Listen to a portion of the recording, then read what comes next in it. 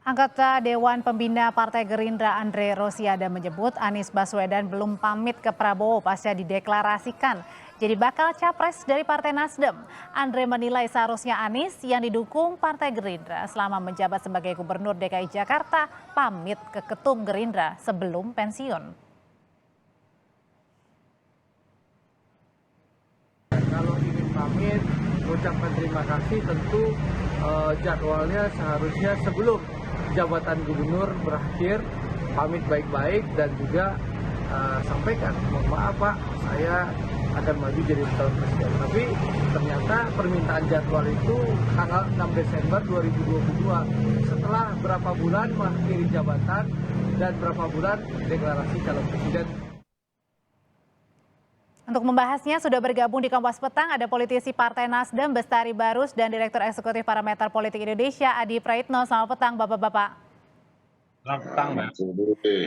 Saya mau ke Pak Bestari dulu. Pak Bestari, sebelum saya menyangkut tentang utang Pilkada DKI ini, seharusnya Anies Baswedan ini dideklarasikan nyapres dari Partai Nasdem. Ini harusnya pamit nggak sih ke Pak Prabowo? Ya tanyanya ke Anies dong, masa ke saya. Tapi kalau untuk seharusnya nih, elegannya antar partai? Ya namanya kan begini nih, seseorang yang diberi dukungan pada awal-awal itu ya tentu harus pamit. Namun tolong gini aja, Kompas TV minta jadwal kepada Pak Anies supaya bisa mengklarifikasi. Sudah pernah minta waktu, tapi mungkin waktunya belum ada, kan begitu. Wong ke Pak Jokowi aja Pak Anies itu minta waktu kok, dan alhamdulillah Pak Jokowi memberikan waktu, beliau pamit setelah beliau selesai tugas di DKI, kan begitu. Sama-sama kita saksikan waktu itu kan Pak Anies itu begitu selesai masa jabatan, nah sehari dua hari kemudian beliau minta waktu dan diterima oleh Pak Presiden pamit. Gitu. Masa ke Pak Prabowo enggak? Ya mungkin lebih pantas Pak Anies yang menjawab, karena beliau yang tahu kapan beliau mengirimkan permohonan untuk berpamitan atau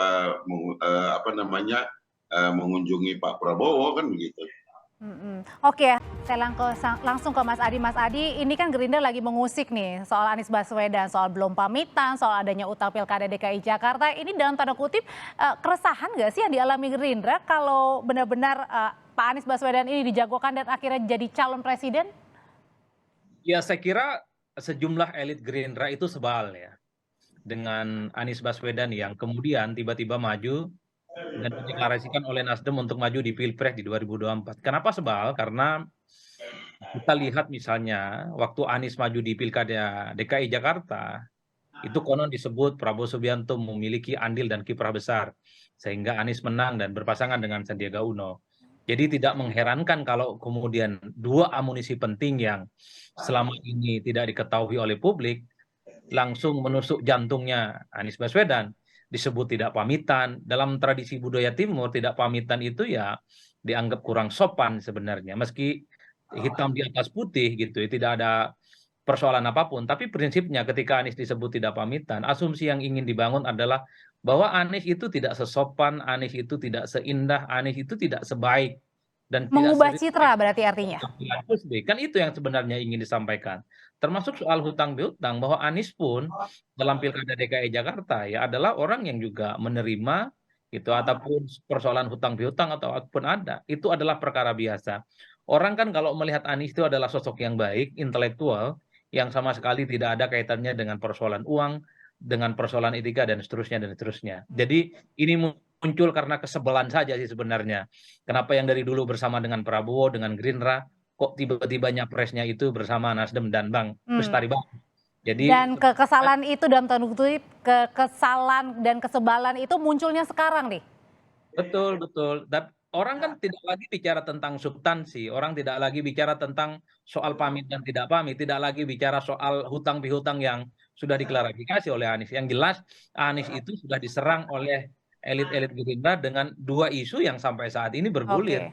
Meski sebenarnya persoalan hutang pihutang dalam pilkada, dalam pileg dan pilpres ini perkara biasa kok, semua orang sudah tahu dan tidak perlu juga untuk disampaikan kepada publik. Tapi intinya Anies ini perlu diganggu kan kira-kira begitu tuh kalau membaca logika elit-elit Gerindra yang silih berganti menyampaikan. Oke. Kita tanyakan ke Partai Nasdem yang sudah mendeklarasikan Pak Anies Baswedan sebagai baca pres. Benar nggak sih kalau ini merupakan gangguan-gangguan politik dari Partai Gerindra?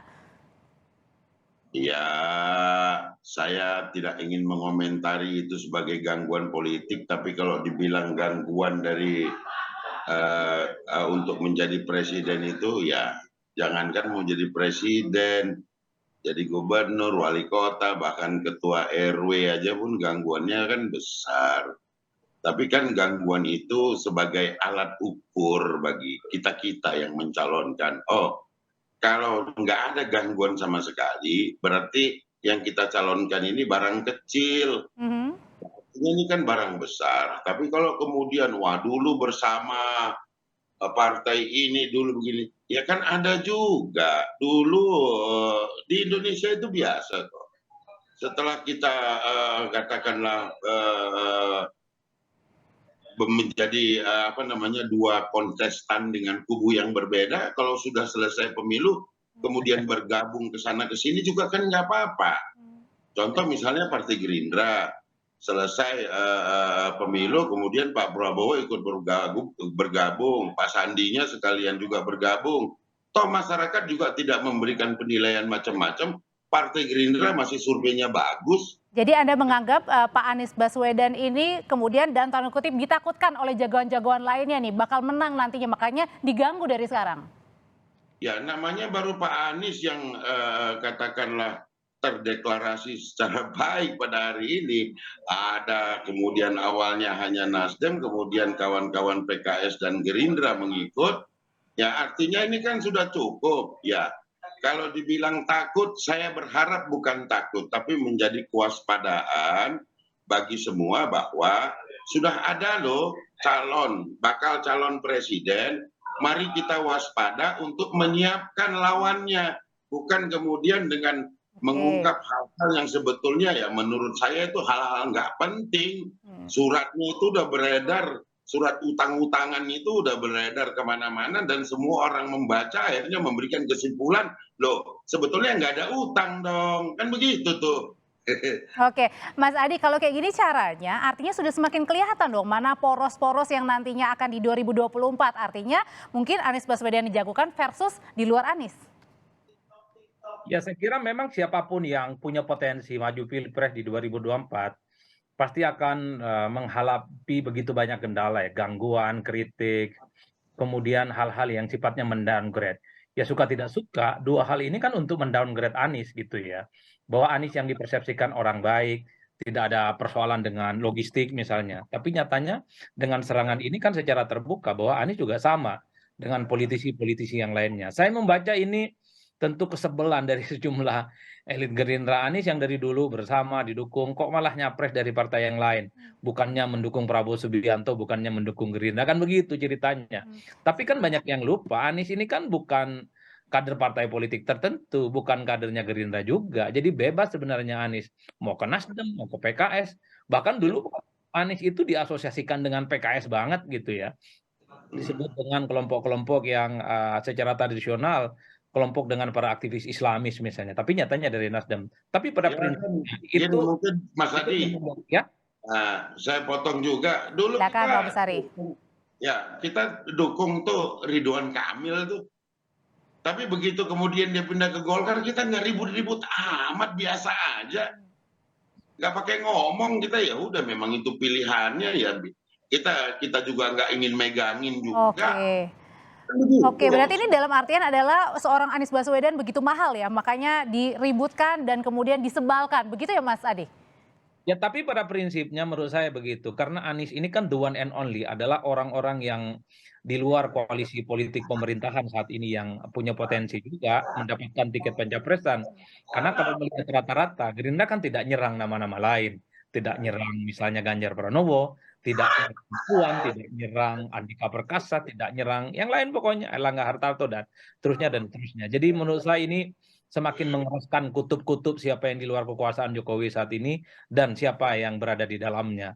Ini tentu Oke. jalan menuju 2024 kian panas, kian terang benderang bahwa faksionalisasi ke depan, siapa poros perubahan, siapa yang koalisinya berada di dalam, ini tentu saja akan terjadi perang terbuka. Bukan hanya ini saja, saya membaca ini hanya sebatas halaman pertama. Halaman kedua, halaman ketiga, dan seterusnya. Akan semakin keras serangan-serangan itu yang akan terjadi. Tinggalkan bagaimana cara meresponnya. Apakah Nasdem dan Bang Bestari Barus ini hanya sebatas mengklarifikasi atau juga melakukan serangan-serangan balik.